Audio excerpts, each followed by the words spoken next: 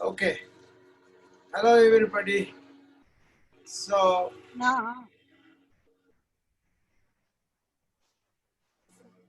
what I am going to talk about today is more like the pathogenesis of the coronavirus and how the underlying diseases play a part and how your sympathetic parasympathetic play a part and how you can have practices that can nullify this a little bit.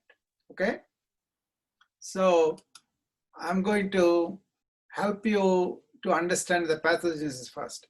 In a layman terms, what happens is you get exposed to the virus, and that virus is going to multiply, first of all. That is its function. It invades the cell, normal cell, most likely the lung, because it's affiliated to the lung tissue. That's where it gets enlarged, entangled with the cell and then gets entry into the cell, right? Then all it does is it regenerates itself, makes multiple copies of itself. So that could be thousands or millions, Then the cell dies. That's the reaction that happens to the cell, okay? So as the cell dies, the body sees the normal cells dying everywhere. Then immediately it kind of produces the immune reaction. And that immune reaction is the one that produces a lot of stress hormones, a lot of unwanted excessive inflammatory reaction. It tries to attack the virus by producing all these inflammatory responses, which are fever, pain, swelling, redness, all those inflammatory signs, right? Then the whole thing gets really blown off because the inflammatory response is way too much than what it is, So what happens is the inflammatory response is the one that is killing many people. So the people who have been recovering are the ones who have immune response adequate or immune response very good. That's why they're overcoming this inflammatory cascade and then they are getting better. So if you have somebody like Balasubramanian was telling in his video today, when he went to the hospital, he has only few symptoms. That means the virus has gone and it is started to produce the few symptoms. Then the immune reaction is not yet there. So on the second day, he sent he sent a message to his friend Gorareddy, and he said, they told me I'm fine, everything is okay, I can go home, I can be discharged. But I'm staying here just for precautions for a couple of days. Then within a week, he had to be into the ICU and needing ventilation, ECMO and all that. We know what happened down the line. But what happened was, he was at the stage of virus replication. That's when he came to the hospital. And then he had symptomatic treatment for the fever, for cough, whatever it is. And then he felt a little better. So they were thinking he got better, that's why he can go home. But then his immune reaction started to act and acted on the many organs which were already not that good because of his chronic conditions, the obesity, the hypertension, the blood pressure, the smoking, excess smoking, all those things added up. See, when he was healthy, he was doing a lot of service by singing songs to people, and he was always hectic. He always going around. So what happened to him was he didn't have enough training about how to take care of those chronic diseases and then make them nullify. A yoga practice, a pranayama, a meditation practice, all these have specific roles in this, maintaining not only the chronic diseases, but also how your nervous system and also your immune system react. You can train them by slow, long-term, continuous practices. Okay. The main thing here is the type A personality are the people who are on the go all the time. What they do is they secrete these stress hormones through the activation of the sympathetic nervous system. So if you take Balasubramanian, he used to sing a lot of songs. He used to go from one studio to other studio. He is not sleeping well. All those things he did while he was young really did not allow him to prepare the nervous system for this kind of attack. By the way, by the time his organs are already really not doing that good. So when his immune response is causing problems to his own nervous system, to his own stress hormones, he has very few tools to recruit. You have to practice this from the very young age. That's why you need to tell the kids at this age. That's my point. What you do is, once you understand this kind of lifestyle is not good, like I was trying to tell my son, who is focused on his job, but he is not really doing the things he can do for his nervous system because he doesn't have that understanding. So I'm trying to teach him that, that's what I'm trying to teach you also, so that you'll understand how to be calm and quiet in the light of challenges of life. If you go on being angry, if you go on being blaming, if you go on being anxious and all that, those are not good for you. This is the age-old saying, if you are happy, that is a real good strength for you. In Telugu, there's called Santoshame Sagam Bala. That means if you are happy, you have half the strength is that. Okay. And also, Tanakopame Tanashatru. That means your own anger is your own enemy. That's also very true. You don't have to have anger outwardly. You can have anger inside. That also does the same thing to the stress hormone generation. So instead of allowing the sympathetic nervous system to go on working, you need to understand what it can do. And then you have to stimulate the parasympathetic system, which is opposite of the sympathetic system, and it will relax you. So how do you do that is basically relaxing the vagus nerve, okay? If you have to control your moods, control all these things just by doing this process. One is deep breathing. Another one is working on your manomaya kosha. That is the mind layer of the 5 layers of the body, okay? If you understand your reactions, your thinking and all that coming from your conditioning, and then you don't allow that reaction to go unabated, you'll be fine. For example, my daughter took the driver's test. She was waiting for the test administrator to come. Then I told her to take deep breaths. She was relaxed, but still I told her, take 3 deep breaths and also suck your abdomen inside. That does really relax, not only relax, but also it acts on the stress hormones that may be generated with your anxious thoughts about anticipating the exam. So that's a real life situation where you approach the work with wanting to do it, but don't allow yourself to go into this type A personality behavior or passion or being angry or wanting to achieve the goal and all that. If you are working with that kind of silent mind, then you can do the job better, but also you don't have the negative effects of your own unabated, constant type A personality behavior that we all do because we are trained like that. Okay, go and achieve this.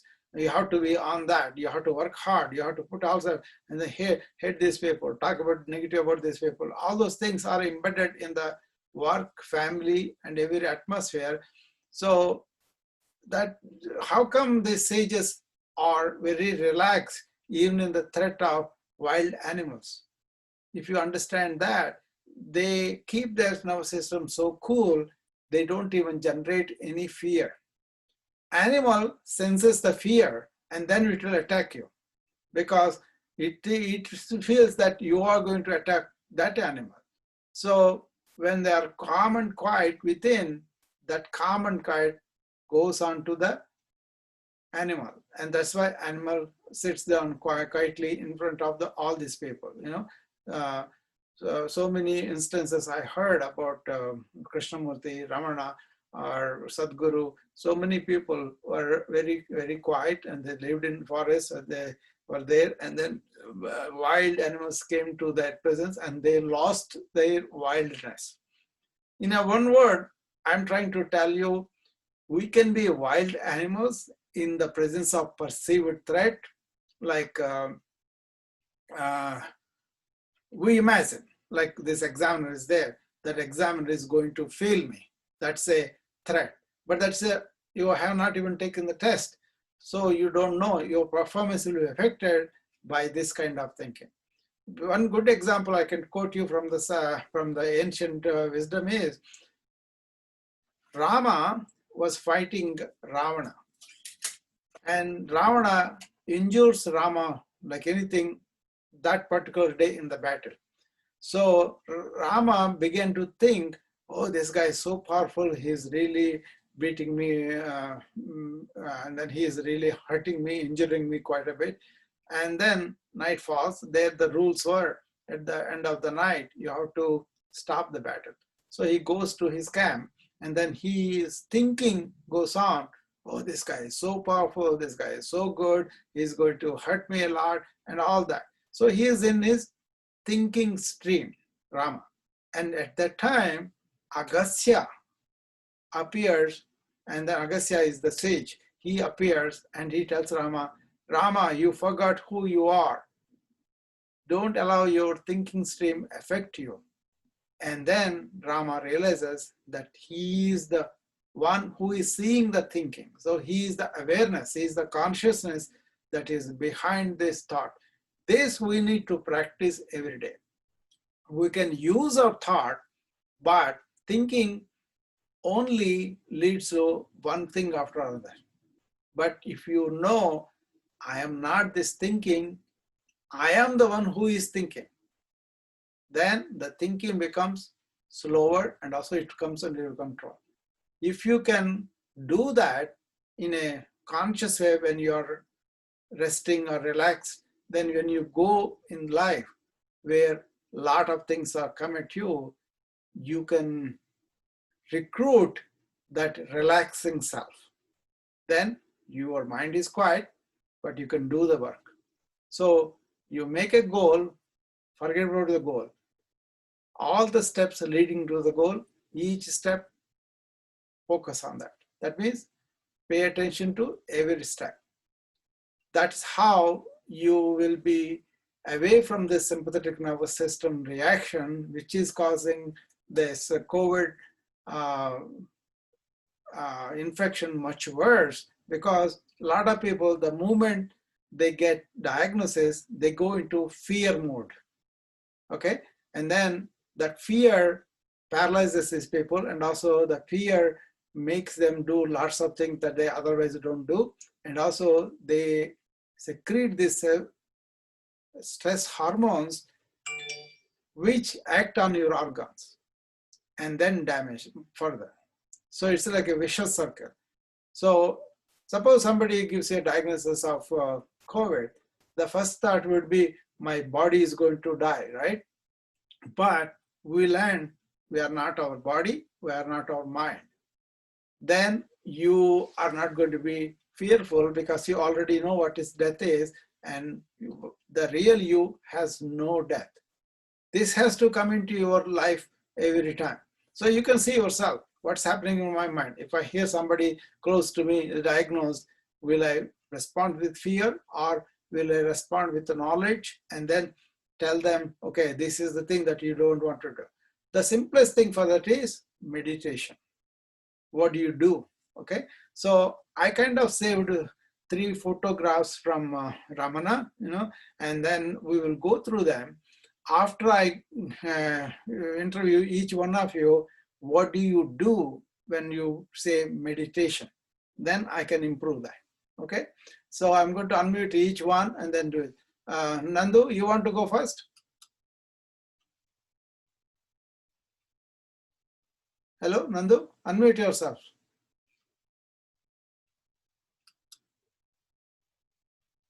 Hello, Nandu. Hello. Okay. Chichu, unmute yourself. Yeah. Tell me about your experience of meditation. What do you do? Meditation is what I do in my yoga, where we do breathing exercises, where we do deep breathing, conscious breathing. Okay. And my effort is to be aware of that, but I've still not got there. I hope I get there as okay, early so you as basically possible. do the breathing exercises. That is what you do meditation. Yeah, Right? breathing, basically conscious breathing, being aware of your breathing. Okay. What about you, Nandu? Nandu is not unmuting herself. Is she there? Yeah. Hello. Nandu, can you tell me your meditation practice? Mine is like basically I try breathing in, breathing out during my exercises. And that conscious meditation I do is in the Ante, I focus on breathing in, breathing out. Okay. Okay. Okay. Chinaka, what about you? You have to unmute yourself. You can't hear you. Now. నేను మొట్టమొదట breathing మామూలుగా normal breathing తీసుకుంటాను ఒక 5 నిమిషాలు.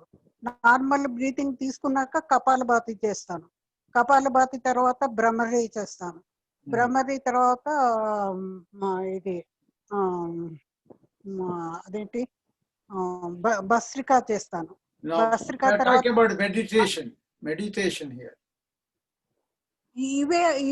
ఇదే meditation, ఇంకా వేరేది ఏం చేయను. కొద్దిసేపు 5 నిమిషాలు అయితే గమ్మున ఉంటాను అట్లా అంతే. Okay. Okay. Dharani, what about you? Whatever you're doing. Yeah, I will do this. Slokam chadukunta. Okay, you read something, some mantra. Okay, what about you? Okay. Deep breathing. Deep breathing. Okay. All right. This is all that I wanted to hear. So everybody basically saying breathing or being silent, like Chinaka was saying, and also Dharani was saying about doing a mantra. Okay. All these three things are initiation. But let me take you all. I'm going to mute you now. Okay. Now, I'm going to share the screen, okay? And then see whether you are able to.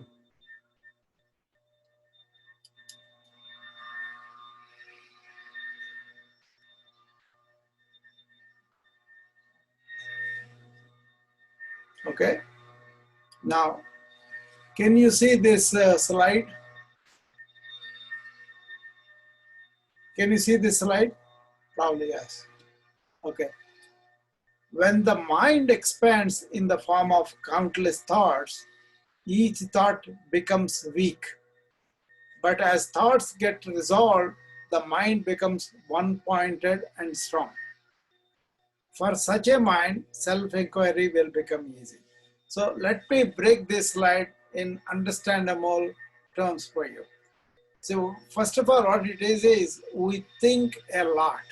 We have lot of thoughts going on all the time, right? From morning till evening. Breathing is supposed to slow the thought and make you more aware, okay? So if you have a lot of thoughts going on from morning till evening, and then you need to slow them down, okay?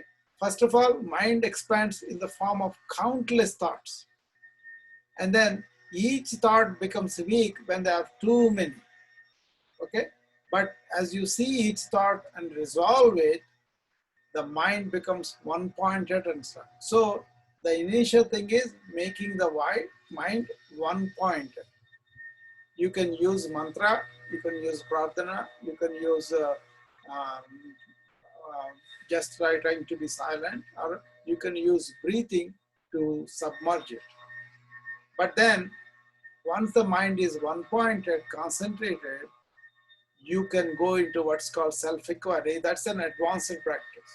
Then what happens is you will be really knowing that there is no mind other than the thoughts. Once the thoughts are one-pointed and concentrated and quiet, then you are lodged into a real self, which is your awareness. Then that awareness uses the thoughts for whatever the activity, and then you are quiet because you are a quiet place of yourself. That is the awareness. So that is advanced practice. So first what you have to do is, am I having a scattered mind or not? Or my thoughts are going all over or not? Once you determine that, then you practice this one-pointed concentrating methods. After that, only you come to only one thought, you try to quieten it down. Then the lake will be tranquil and also very transparent. So then you can see the bottom, which is your deep silence, which is your self. So what you have to do here is you just have to slow down your thought first and concentrate it. How do you slow down? Breathing is initial. That is fine. But then you have to really know what's the purpose of thought, what's the purpose of this awareness. For that, he goes on to help you to understand few other slides. But in this slide, just understand, first you will have a lot of thoughts, either what is coming to you from the senses, from the externals, from your intellect, or your own memories, or your own samskaras. That is, habits formed because of your unconscious thinking for a long time. This is where people don't have very good control because they think unconsciously about a lot of things all the time, and they make a habit that's called samskara, and they go deep within, and then they come back again in thoughts. Again, you are unaware of it, you are unconscious about it, then it becomes another samskara. This is how the whole thing gets solidified. People with advanced meditation, what they do is, they don't even allow these thoughts to go without being conscious about it. Once you are conscious about it, it loses its power because it's not unconscious anymore. It is consciousness that handles this thought. Once you are in there, in the silence, you have to abide in it. Then your whole system becomes completely relaxed.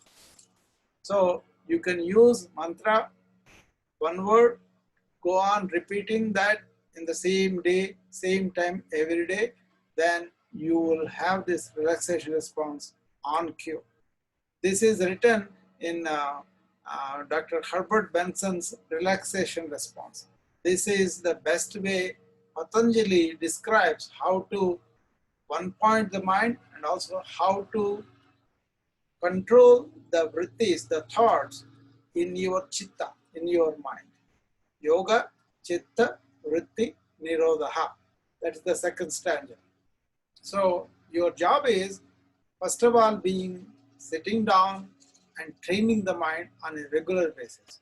And then take the training into your real life. At that time, don't allow the thought go whatever it wants to go. You want to determine how you want to handle your thought. You will get that if you have a morning or evening practice regularly. Then you will train your nervous system not to react to every stimuli just like that. Okay? So I'm going to take you through a meditation session later on. Let me go through the advanced practice. So a yogi sits down, shuts off all the external stimuli, and then he doesn't allow the thought to go outside. He goes inward with an inward vision, and he falls back on that Sat Chit Ananda. Sat Chit Ananda. That is the consciousness, awareness, and bliss. He goes in there. Consciousness, existence, and bliss. Okay, and he catches that. In that way, he goes into samadhi, which is thoughtless alertness. Once you are in there, your thought is seen as an object by your awareness, and you can control all the thoughts. Then you can choose what you want to, when to want to, and also how not to react to them unnecessarily. Suppose you are waiting for an exam and you are very conscious about what is going to go on and you're worried about it. That's a worry is nothing but a thought continuously going on by itself. But you have not even taken the exam. Only the worry is there. That's not going to really help you if it is excessive. If it is enough so that it prepares you for the exam, you're fine. But if you allow it to go beyond certain things, then it will start secreting all the stress hormones which stimulate their own thoughts. And that continues, that kind of makes you weak. That's why you need to stop that thought right there. If you are in awareness, then automatically the thought stops, right? So once you are there, once the mind is controlled like that, once thought is going inside rather than outside, then you want to go and catch that Sat Chit Anand. That's what he is talking about in the other slides, okay?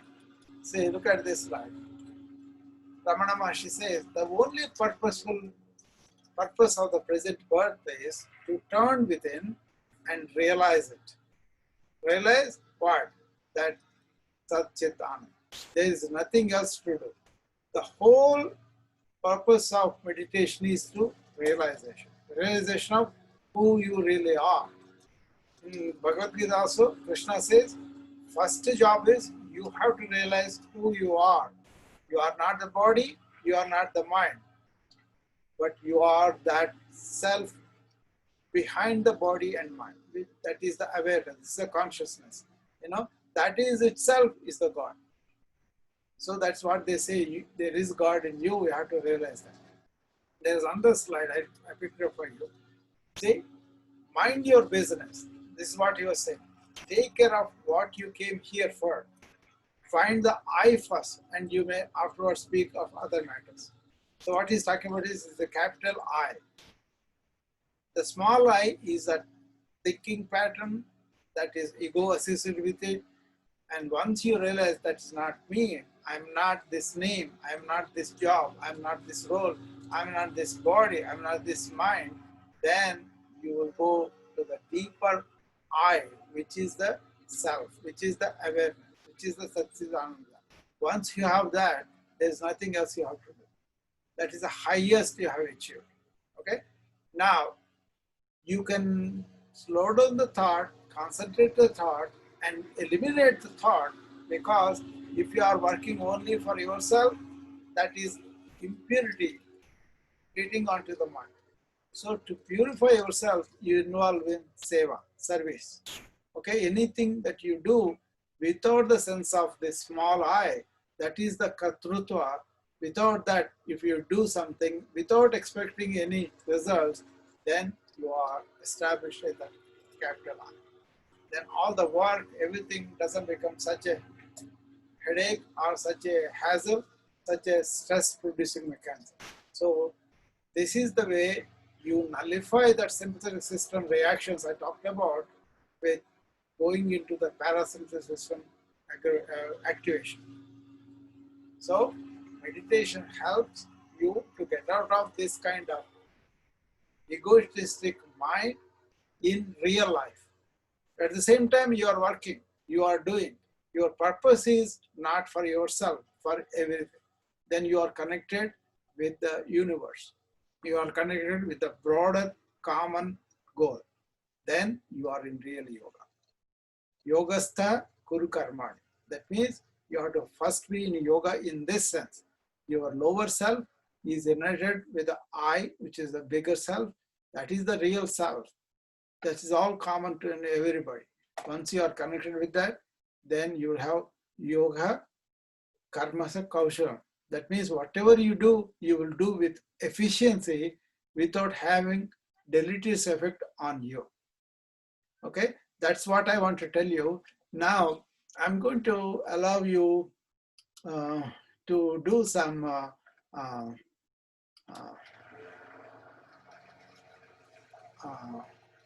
more like a meditative practice, okay? So that you all can get the benefit of it, you know. Breathing is a good starting point, but after the breathing, what do? You know, that's the thing, you know, you have to understand. Well, as the thoughts come, allow them to pass as though the clouds are passing in the sky, okay? Don't judge them, don't suppress them, allow them to pass, you know. And as you are doing that, do that every day in the same place, same time, as much as possible, but take few minutes for that, okay? No radio, no external stimuli, nothing, you know. Even if they come, just allow them to pass.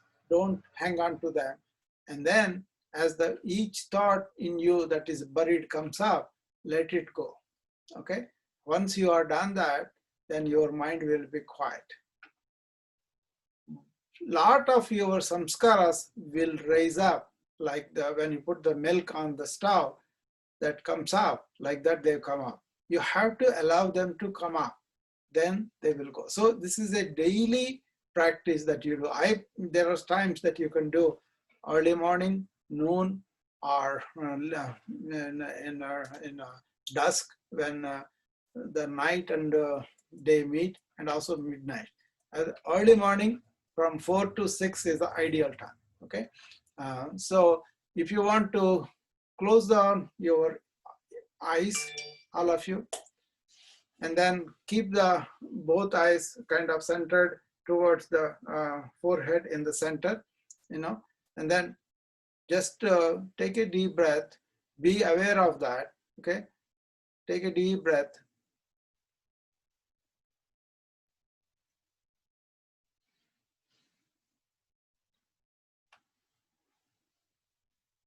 Initially, you can start with one word, whatever word you can choose. We will choose Om here. Then you repeat it inside without any noise outside. Stay with that word for 10 times.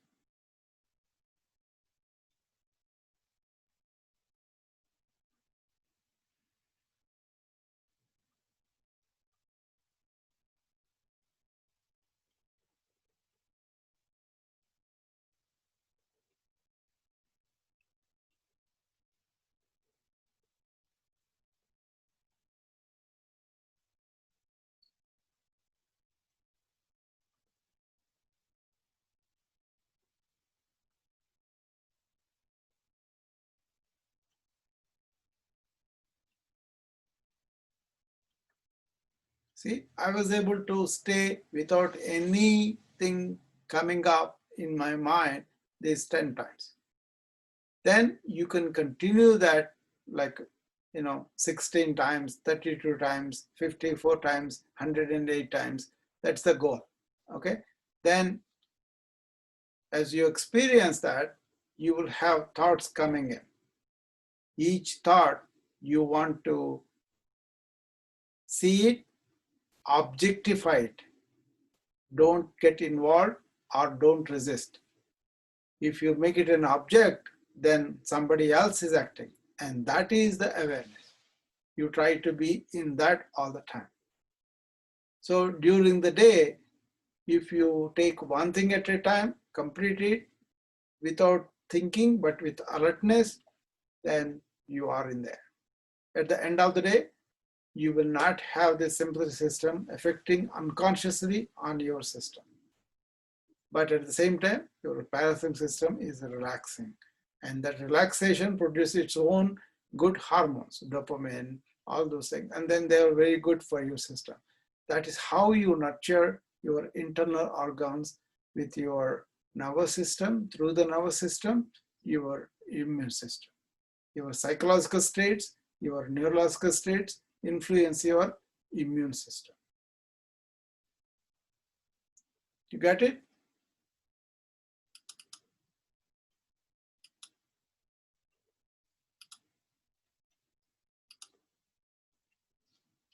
Okay. So any questions, any problems? Unmute yourself, all of you.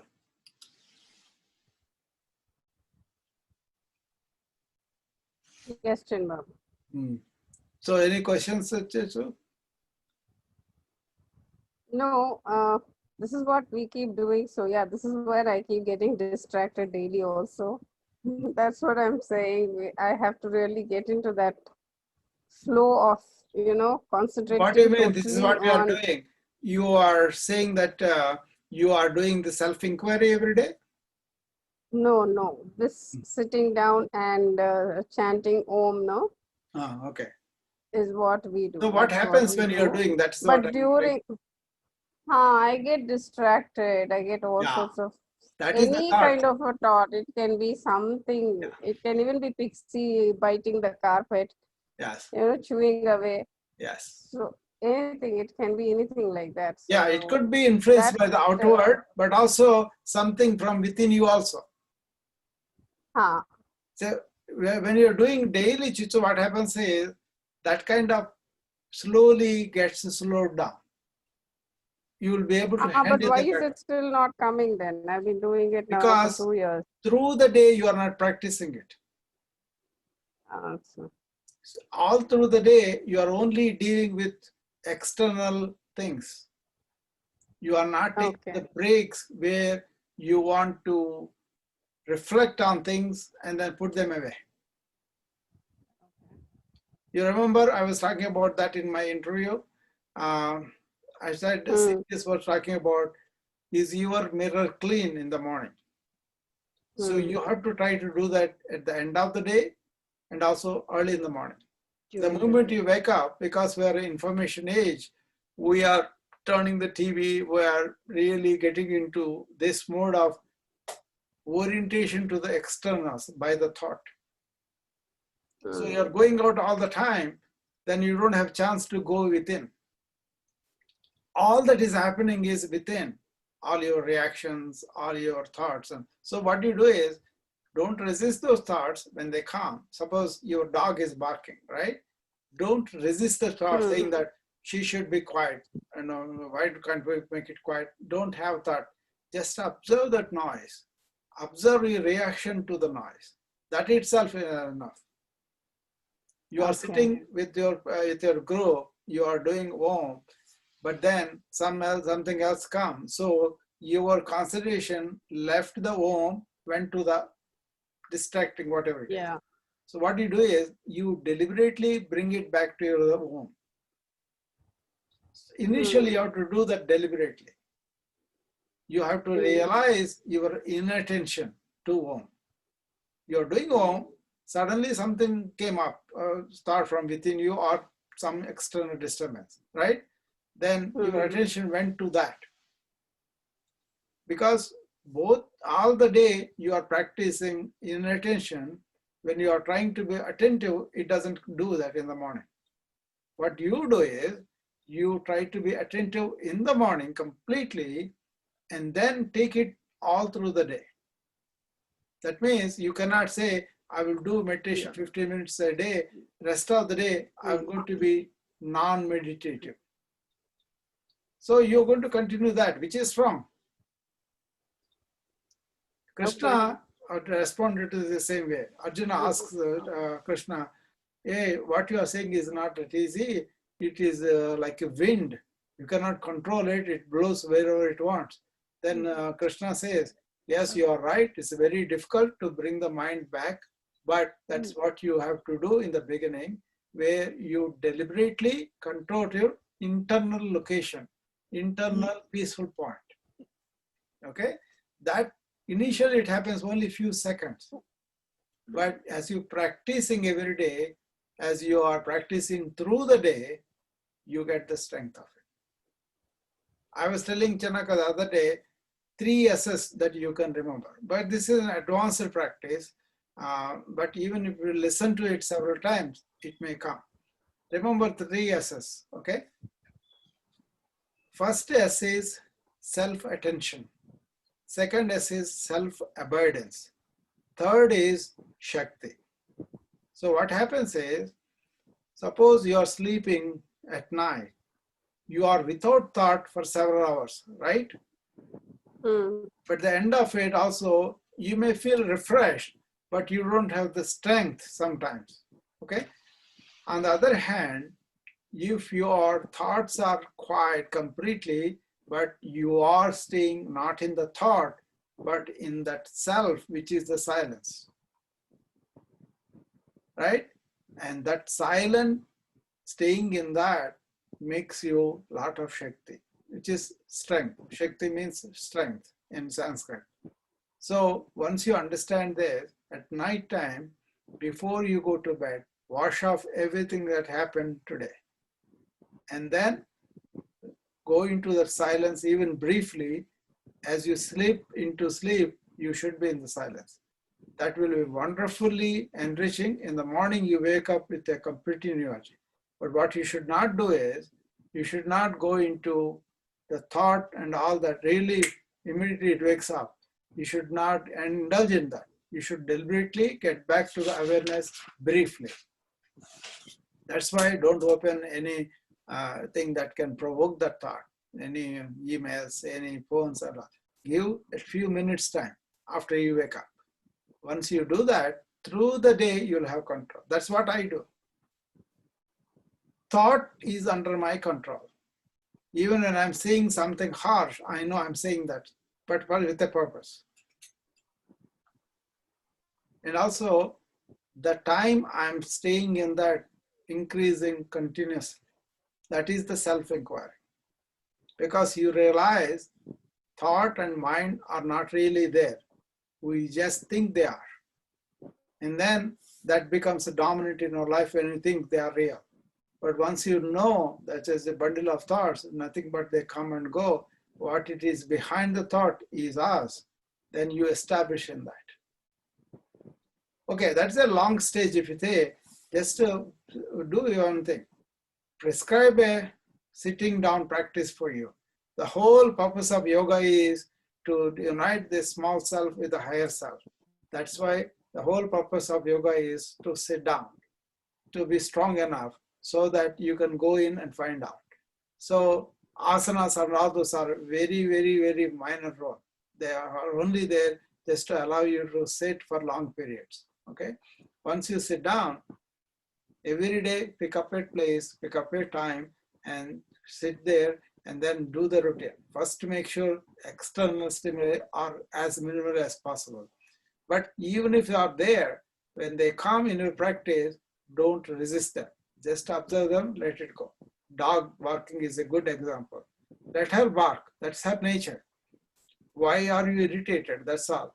You just see, I'm irritated. Don't judge yourself. You are a bad person because you're irritated. No, the irritation was there. If you accept it, it will have strength. But if you just see it, it will pass. The same thing with anger, jealousy, fear, and all that. If you accept them, they gain strength. But if you allow them to come to the fruition and go away, they will go away. So let's start with this. Breathing is only initial submerging the continuous thoughts. But later on, you can pick up a word, you can pick up a figure, you can pick up all of that. What Ramana says is a silent meditation where you and the God are not separate. But before that, japa, tapa are there.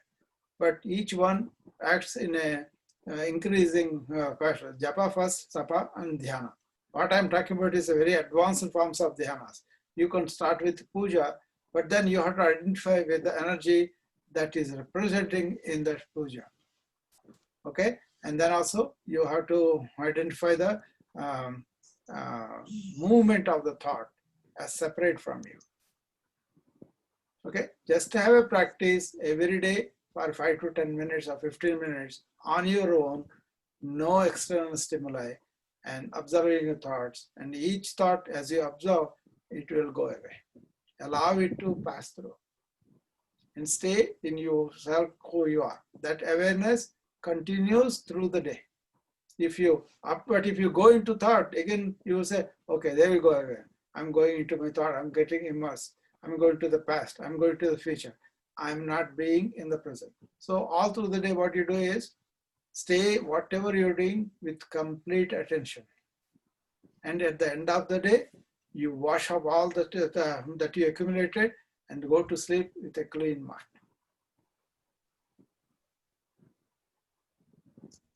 Good? Yes. Yes. So, Yes. Good. so you can ask me any more questions before I. No, let's practice this now. It's a long I term am trying, yeah, I am trying, like whenever I'm doing some yoga and all that in the morning, I'm trying to focus. In between my mind wavers, then again I focus. I get that remembrance. Mundur nunchi ippadiki koncham reduce ayindi. Yeah. So I'm trying to concentrate. And when I'm doing, I chant sometimes. So when I'm chanting, I focus on that.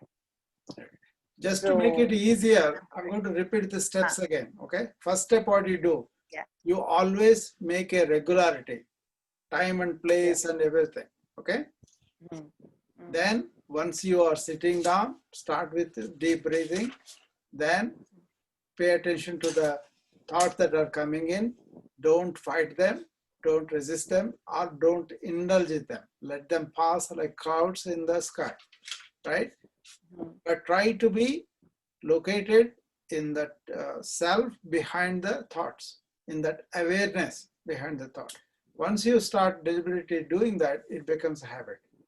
Then the most important is, as you go through the day, pay attention to every action. That attention itself is the awareness. So you be in that present task. Don't say, even if you are comparing Chisu, like this is what we do, you have not learned anything new here. Because you went back to say what we have done, that this is all okay. That's why you never advance into the new things. Because your mind is always trying to compare. That's a subtle thing I can see, but you have to see it for yourself. You have to so attend to what is going on. That is something completely new. See, you guys are not doing meditation because you want to self-realize. You are doing it just to have mental peace or something good. But I'm talking about much deeper psychoneuroimmunology in your body and mind with identifying who you really are.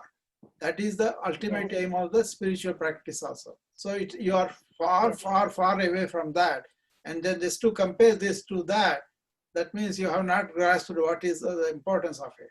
So you start there and then don't compare. Listen to everything that's presented new to you. And then you say, okay, this is the purpose of the meditation.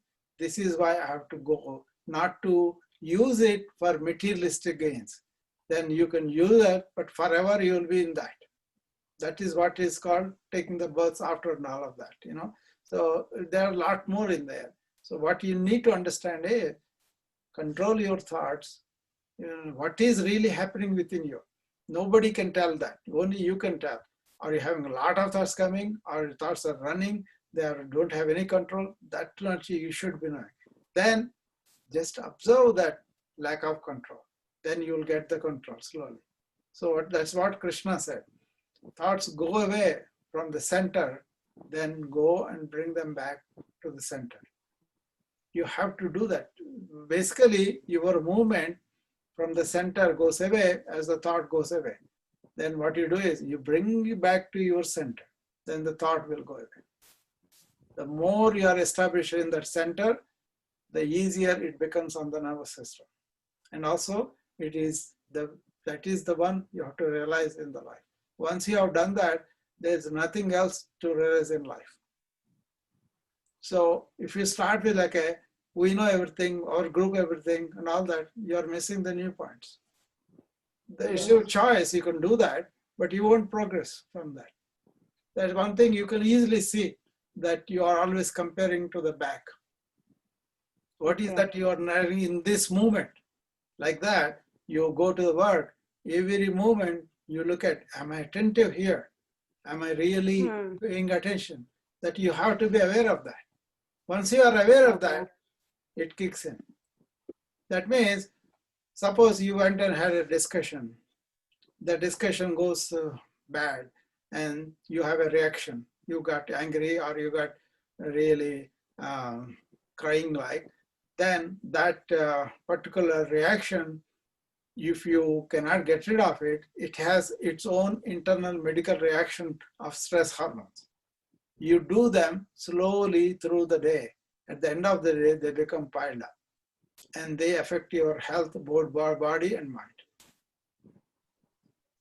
Okay, so this is how you have to first establish a practice, and then you have to see what is going on, and then you have to be constantly vigilant.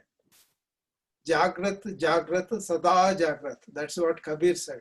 You always have to be aware, and more aware. Then, once your mind is cleaned up, realization is very simple. Then you can establish in that. I can see how scattered your minds are. I can see how they are bothering you in your life and all that. I don't have to judge you. I can see that. But you don't have to be like that. You can change it. That's what I'm saying. Okay? Yes. Yes, John. I think this is a good practice if you really employ that. Okay? I hope you can continue that. What you do is, now you go and think about it yourself. Find out whether any of this is true or not. Once you convince yourself, then in your life, are you doing this? That's why they call it Shravana, Manana, Nididhyasana. Shravana is first listen what they are saying. Then go and discuss in yourself or with others and all that. Whatever doubts you have to resolve to your mind by yourself. And then once you agree that's the truth, see whether it is being implemented in your life. Did I really get it? Is that real for me in my life?